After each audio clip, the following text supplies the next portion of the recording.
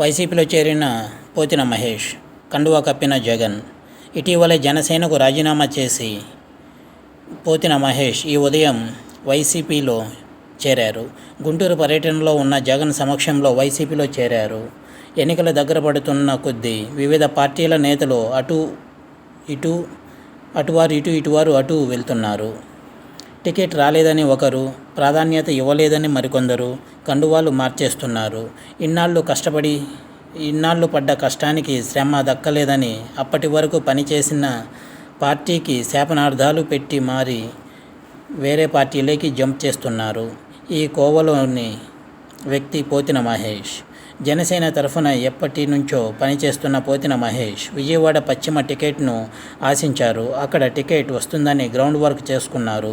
అయితే పొత్తులో భాగంగా ఆ టికెట్ను బీజేపీకి వెళ్ళింది.